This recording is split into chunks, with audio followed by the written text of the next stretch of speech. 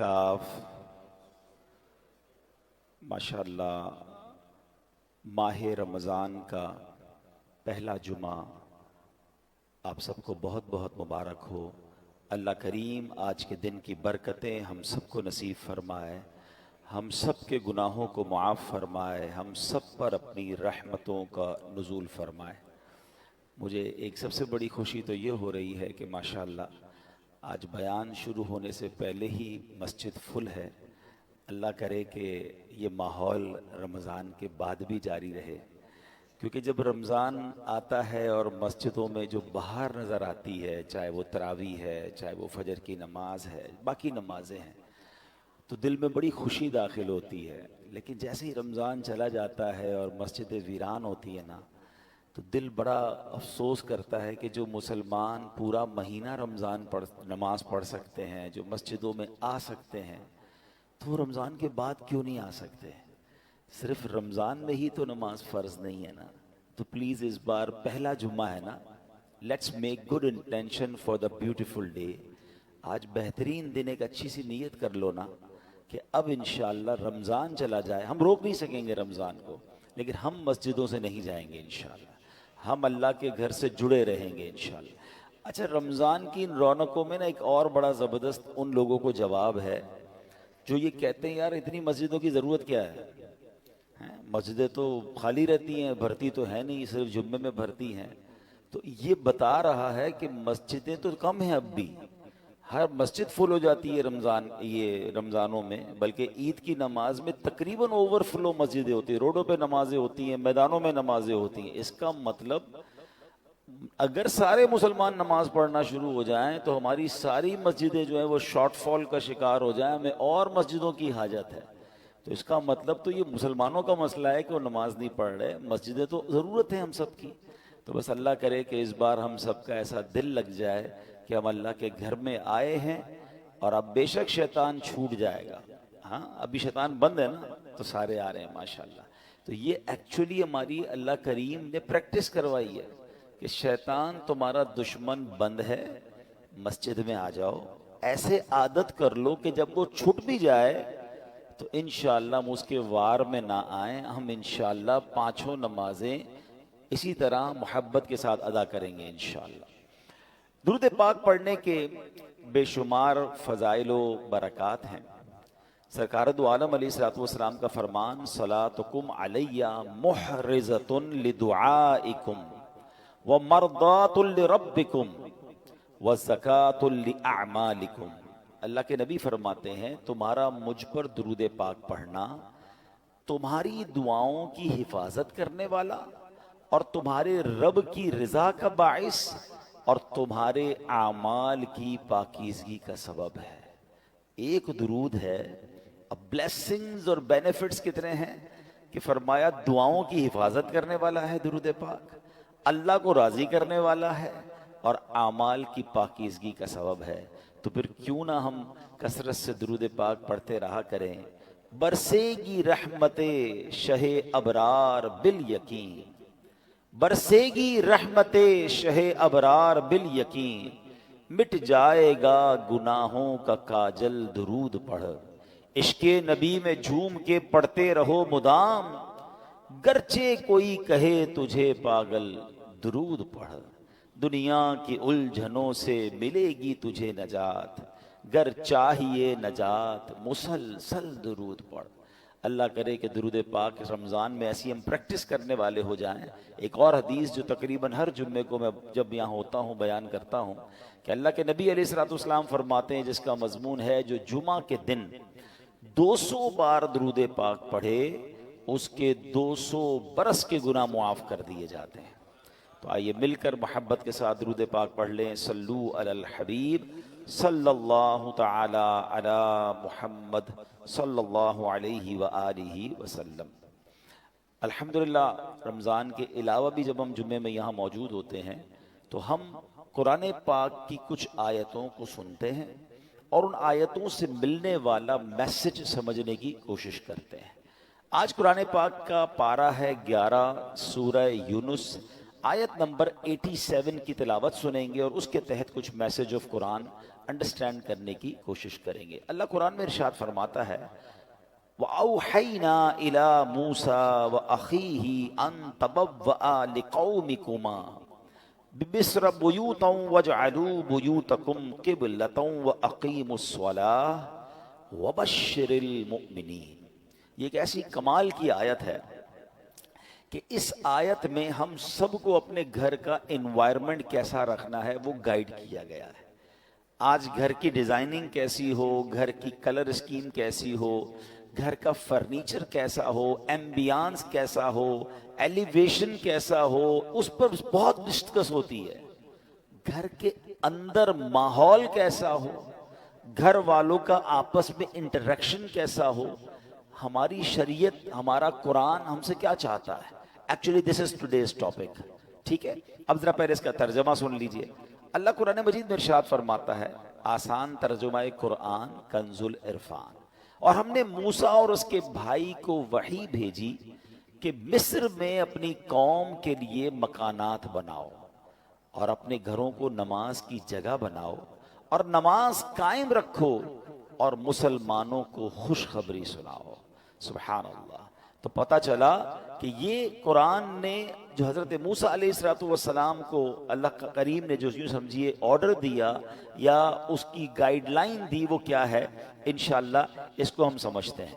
پہلے ایک بات سمجھ لیجئے کہ اللہ کریم کی ہمارے پاس ہم پر کروڑوں نعمتیں ہیں، ایک اہم ترین نعمت ہمارا گھر بھی ہے۔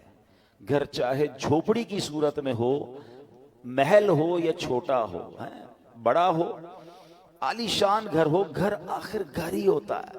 حضرت انس بن مالک رضی اللہ تعالیٰ فرماتے ہیں نبی پاک جب بستر پر تشریف لاتے تو کتنی خوبصورت دعا ہے وہ فرماتے۔ یہ دعا بھی ہے اور ہم سب کے لیے میسج بھی ہے۔ اللہ کے نبی دعا فرماتے الحمدللہ الذی اطعمنا وسقانا وکفانا وآوانا فکم ممن لا کافی لہ ولا مووی۔ ترجمہ کیا ہے؟ سب تعریف اللہ پاک کے لیے ہیں جس نے ہمیں کھلایا پلایا، ہماری ضرورت پوری فرمائی اور ہمیں ٹھکانہ عطا فرمایا۔ کتنے ایسے ہیں جن کے پاس بقدر کفایت اسباب نہیں، کتنے ایسے ہیں کہ جن کا کوئی گھر نہیں ہے۔ یہ گھر ملنا، بلے آپ کرائے کے گھر میں رہتے ہیں، کہیں بھی رہتے، چھت ہے نا، یہ بہت بڑی نعمت ہے۔ آج بھی کتنے لوگ ہیں جو بے گھر ہیں، فٹ پاتھ پہ سوتے ہیں۔ کیا ہم نے اس بات پر کبھی اللہ کا شکر ادا کیا کہ اللہ تو نے ہمیں گھر دیا ہے، ہمیں بے گھر نہیں بنایا؟ گھر بہت بڑی نعمت ہے۔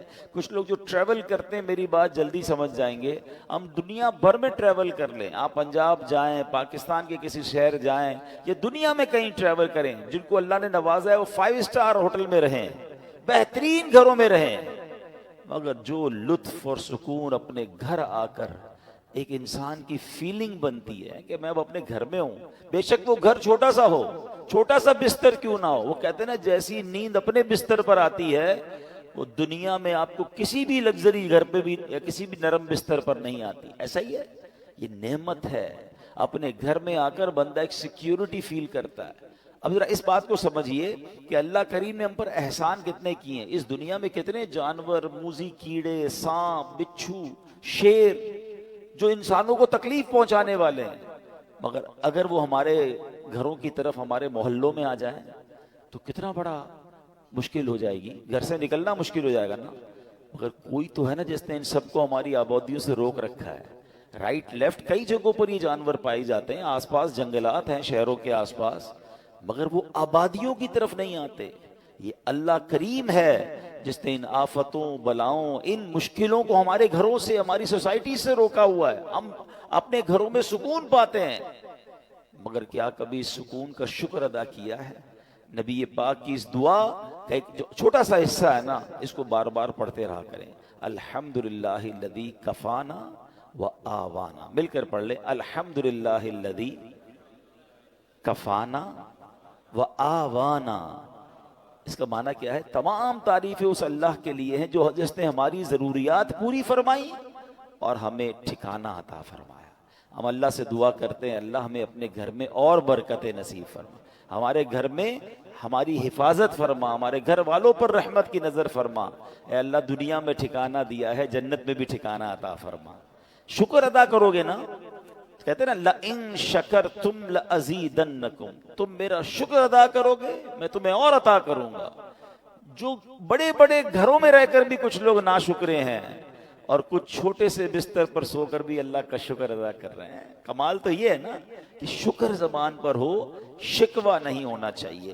لیکن میرے پیارے اسلامی بھائیوں، اب جو ٹاپک ہے ایکچولی کہ گھر کے اندر کا ماحول یہ کتنا ضروری ہے، اچھا ہونا، نیک ماحول ہونا۔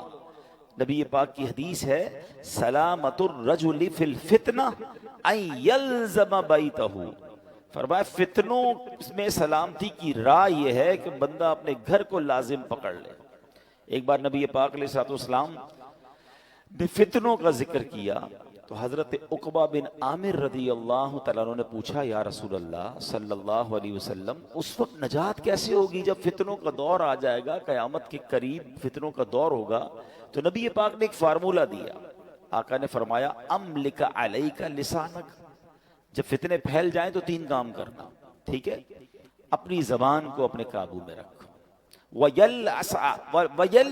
وَلْيَسَعْكَ بَيْتُكَ، تمہارا گھر تمہیں کافی ہو، زیادہ باہر نہ نکلو، گھر کے اندر وقت گزارو۔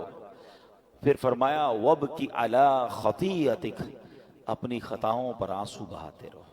فتنوں کا دور ہو تو اپنی زبان قابو میں رکھنی ہے، اپنے گناہوں پر رو رو کر معافی مانگتے رہیں اور اپنے گھر میں رہیں۔ اچھا یہ تو حدیث پاک ہے۔ اب علماء فرماتے ہیں کہ یہ شاید ہمارے معاشرے کے لحاظ سے یہ حدیث اس طرح امپلیمنٹ نہیں ہو پاتی، کیونکہ آج کئی لوگوں کے گھروں کا ماحول ایسا ہے کہ بندہ باہر رہے تو شاید فتنوں سے بچا رہے، گھر کے اندر لڑائی ہے، جھگڑے ہیں، امن و سکون نہیں ہے، گھر میں پہنچتے ہی دروازہ بند کر کے انسان وہ گناہ کر رہا ہے کہ جو باہر نہیں کرتا، باہر پورا دن بعض اوقات کام کاج میں بیزی ہے تو ان گناہوں کا موقع نہیں مل رہا، مگر گھر کے اندر جا کر جب اپنے روم میں ہے تو اب جناب اس کو وہ کچھ کرنے کا موقع مل رہا ہے جو اللہ کو ناراض کرنے والا کام ہے۔ نبی پاک تو فرما رہے فتنوں کے دور میں گھر کو لازم پکڑ لو، مگر کیا گھر ایسا بنایا ہم نے کہ جو فتنوں سے محفوظ ہو؟ کئی گھر ایسے ہیں جہاں غیبتوں کا در بازار ہے، کئی ایسے ہیں جہاں ماں باپ کے ساتھ بچوں کی بدتمیزیاں ہیں، کئی ایسے ہیں جہاں بھائی بہن ایک دوسرے کے خلاف بیٹھے ہیں۔ گھر کے اندر جاتے ہی جناب فیملی کے اندر ایک ایسا ماحول بنا ہوا ہے کہ وہاں ایک دوسرے کی غیبتیں ہو رہی ہیں۔ نہیں، گھر تو فتنوں سے بچنے کی جگہ تھی، گھر تو سکون کی جگہ تھی، گھر تو ایسا ہونا چاہیے کہ گھر میں جائے تو بندہ سوچے میں رحمت والی جگہ پر آ گیا ہوں۔ مگر کیا ہم نے اپنے گھر کے انوائرمنٹ کو ایسا بنایا کہ جس کو اللہ کریم نے قرآن میں ارشاد فرمایا؟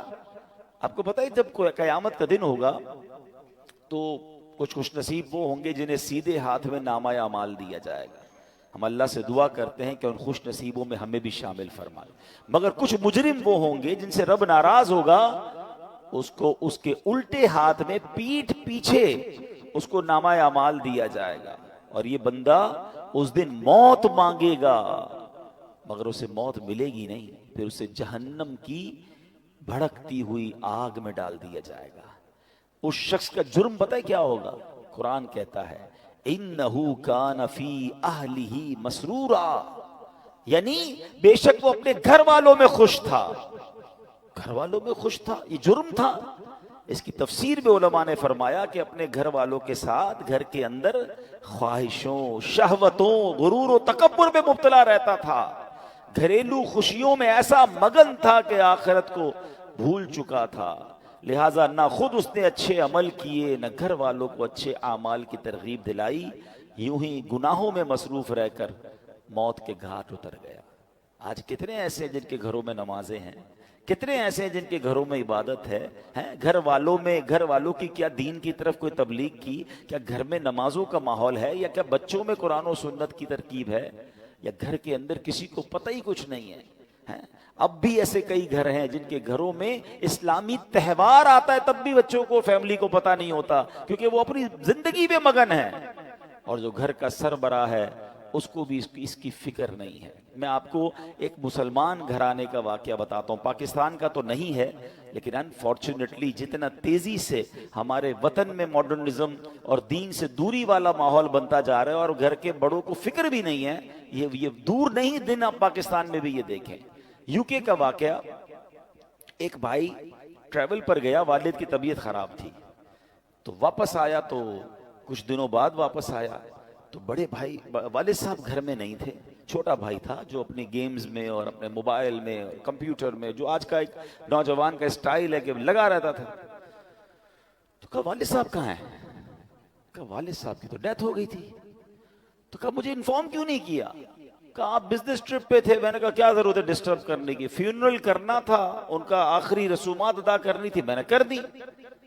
تو کہا تم نے کیسے آخری رسومات ادا کی؟ جنازہ کدھر ہوا؟ کون سے قبرستان میں دفنایا؟ تو کہا جنازہ بھی کرنا ہوتا ہے۔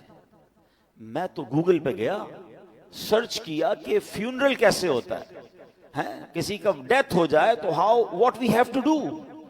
تو گوگل نے مجھے 4-5 آپشن دیے، میں نے سب سے سستا والا جو آپشن تھا ان پر کال کیا، وہ آئے اور ابو کو لے گئے، بس فنش۔ تو اس نے کہا یہ تم نے کیا کیا؟ آپ کو پتہ کیا ہوا اس مسلمان والد کے ساتھ؟ جب سرچ کیا کہ کس فیونرل والے کو دیا ہے، تو جو سب سے سستا آپشن تھا کہ وہ میتوں کو آگ لگایا کرتے تھے۔ اس نے یہ نہیں، اس کو یہ پتا بھی نہیں تھا کہ جنازہ کچھ ہوتا ہے، اس کو یہ نہیں پتا تھا غسل میت ہوتا ہے، اس کو یہ نہیں پتا تھا کہ جناب قبرستان میں دفن کیا جاتا ہے۔ میں مسلمان گھرانے کی آپ کو واقعہ سنا رہا ہوں جو میں نے خود جا کر سنا ہے۔ اب مجھے بتاؤ، اس بچے کا قصور تو تھا مگر کیا والد کا قصور نہیں تھا؟ اس کا مطلب والد کسی جنازے میں بیٹے کو لے کر نہیں گیا ہوگا۔ اس والد نے موت اور قبرستان کے بارے میں، تدفین اور غسل کے بارے میں نہیں بتایا ہوگا۔ ہر چیز بچوں کو دلا دی مگر نہ سکھایا تو دین نہ سکھایا۔ میں اور آپ دنیا سے جانے والے ہیں، ہم سب نے مرنا ہے، اور اس والد کی قسمت کتنی پیاری ہوگی کہ اس کے مرنے کے بعد اس کی اولاد اس کے لیے دعائے مغفرت کرے، اس کے لیے ایصال ثواب کرے، مگر یہ سکھائیں گے تو کریں گے نا۔ ہمارے بچے تو زندگی میں ہمارے سامنے نماز نہیں پڑھ رہے، ہمیں ٹینشن نہیں ہے۔ میں سچ بتاؤں آپ کو، زندگی میں کچھ کر سکیں یا نہ کر سکیں، اپنے بچوں کو کسی طرح 5 وقت کا نمازی بنا جائیے گا۔ پہلے تو خود بننا پڑے گا نا اس کے لیے۔ والد وہ بچہ دیکھتا ہے ابو رمضان میں نمازیں پڑھتے ہیں، اس کے بعد تو میرے والد بھی جمعے کی پڑھ لے تو بڑی بات ہے، تو بچے کو بھی آپ ایکچولی ہم اپنے بچوں کو پریکٹیکلی پریکٹس کرا رہے ہیں کہ بیٹا نماز تو جمعے کی پڑھنی ہوتی ہے، باقی ضروری نہیں ہے۔ تو آپ سوچیں، ہم خود تو دین سے دور کر رہے ہیں، ہم نے گھر میں کون سا ماحول بنایا ہے؟ ورنہ یقین کریں خوش نصیب ہے وہ والد اگر اس کی اولاد نمازی بن جائے نا، تو آپ کہیں نہ کہیں کہ بیٹا مرنے کے بعد دعا کرنا، وہ دن میں 5 بار باوضو ہو کر قبلہ رو بیٹھ کر اتحیات کے عالم میں کئی بار کیا کہے گا؟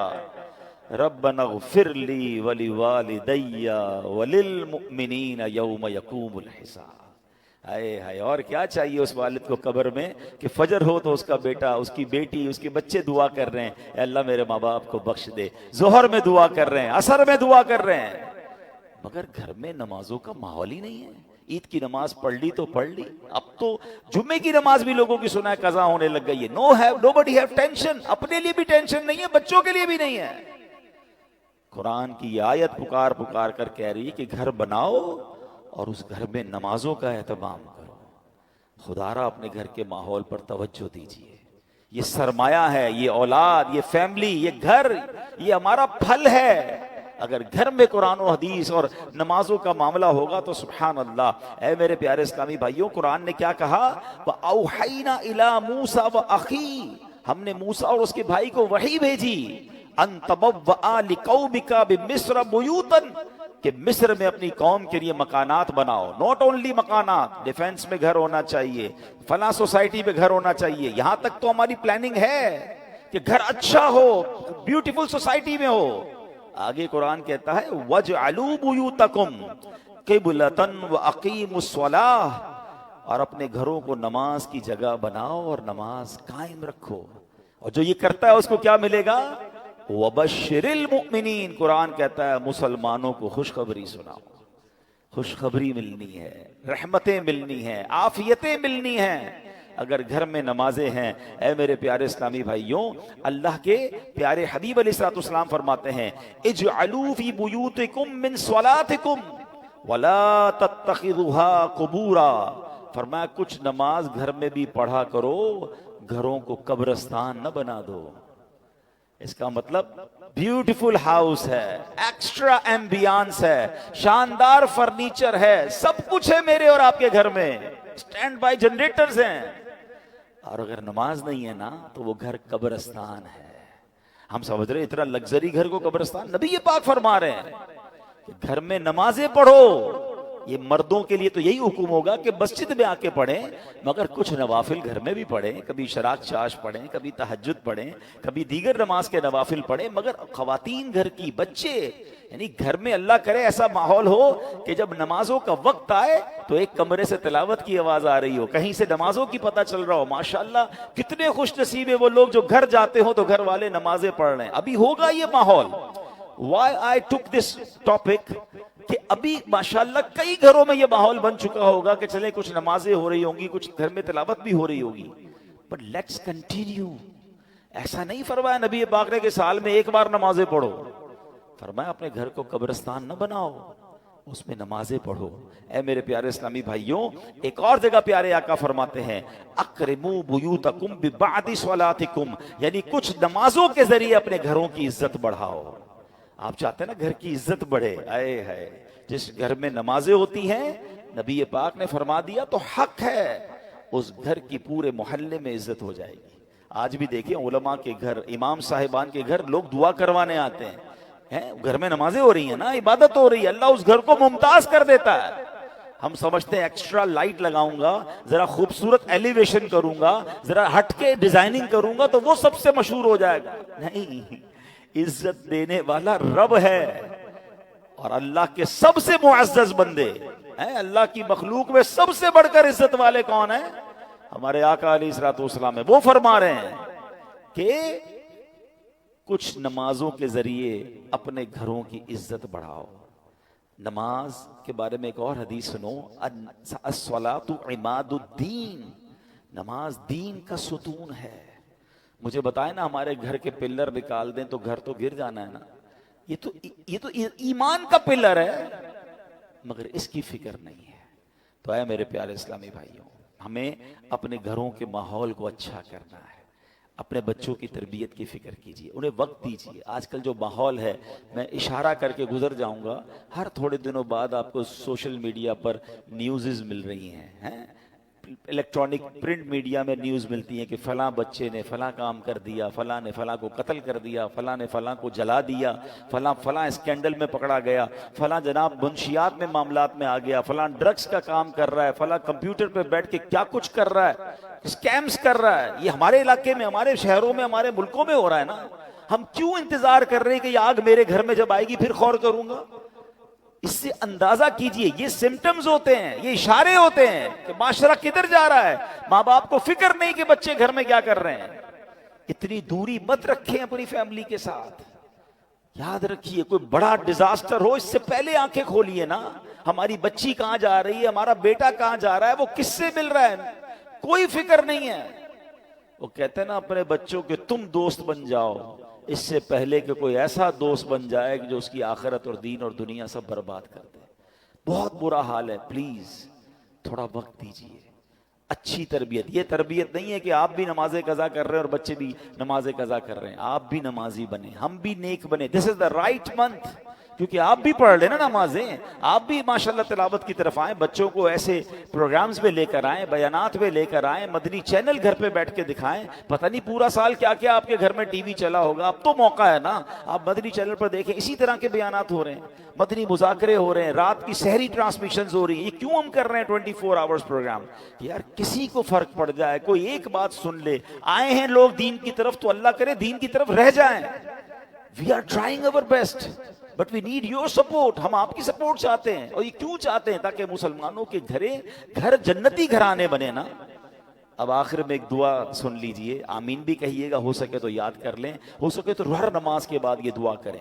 اللہم ربنا ہب لنا من ازواجنا وذریاتنا قرۃ اعین وجعلنا للمتقین اماما، آمین۔ نبی پاک یہ دعا کرتے تھے۔ اس کا مفہوم کیا ہے؟ اے اللہ ہمارے گھر والوں میں، ہمارے بچوں میں آپس میں محبت پیدا فرما، میرے گھر والوں کو میری آنکھوں کا نور بنا دے، اور اے اللہ مجھے متقیوں کا امام بنا دے۔ ہیں تو اپنے بچوں کے لیے، اپنی فیملی کے لیے دعا بھی کریں، لیکن یہ سب چیزیں بدلیں گی کیسے؟ جب ہم بدلیں گے۔ ہم